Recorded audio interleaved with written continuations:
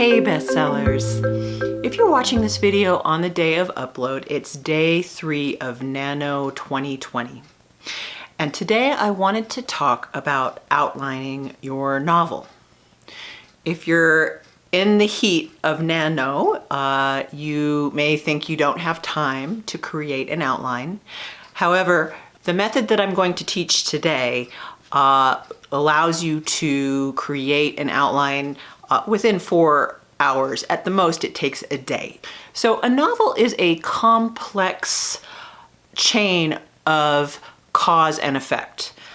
There are events and there are emotions that drive the sequence of events through your storyline.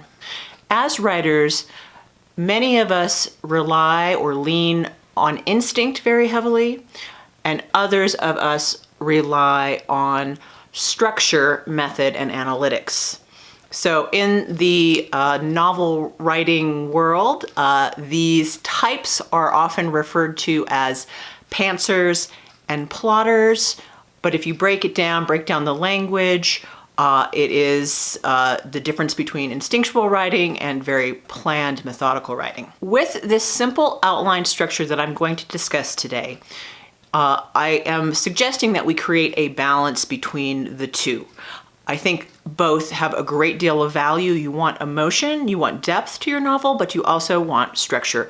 So spending a few hours creating not an extensive story grid and days of work and lots of research and all of this back work. This is a few hours of work that will help you not to get lost as you're rapidly developing a novel. And in this case, if you're doing NaNoWriMo, a novel within 30 days. The type of outline that I'm going to teach you today was taught to me by my coach, who in turn had it taught to her by her coach, and the coach that originated this outline style called the inside outline is Jenny Nash. So this type of outline is a very flexible, adaptable model of your book.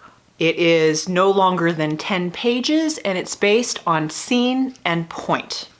So 20 to 30 scenes, and then you want to describe or explain the point of each scene. If the scene does not move the story forward, it doesn't belong in the outline. So in this explanation, the questions you want to ask are, what are the motivations of the main character, and what is the narrative drive?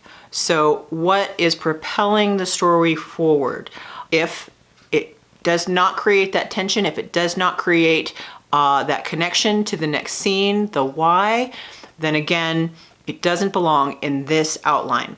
Now, that's not to say that every scene in your book will be in this outline, but these are the basic foundational scenes, and it is the shape and the structure of your story. Story shapes are an interesting thing, and another shout out to Kurt Vonnegut, who many years ago suggested that story arcs had a shape.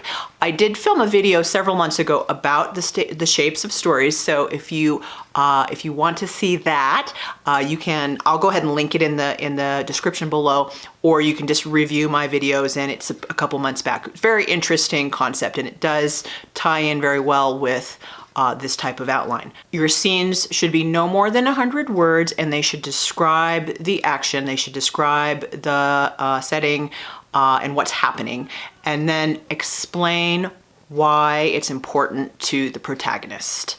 Very simply. So do that and rinse and repeat 20 to 30 times until you have a map of your story. So the wonderful thing about this outline method is that it can be used for a brand new book, plotting out the idea for a book, or it can be applied to a book that you're stuck on, like if you're halfway through and you're stuck and you're not sure why. If you map out these scenes and points, you'll absolutely figure out why.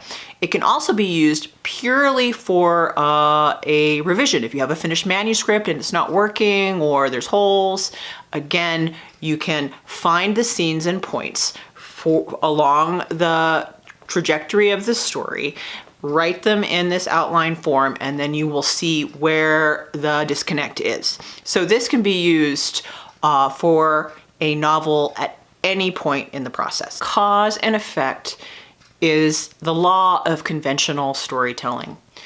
If you lose the thread of cause and effect, then you'll lose the understanding and the attention of the reader. It really comes down to that. Now, there are experimental forms of writing, there's poetry, there's all sorts of things, but if you're writing a mainstream novel, you do need to follow this chain of cause and effect. And again, the wonderful thing about this method is it works for pantsers and plotters alike. It is not just a plotter type of thing.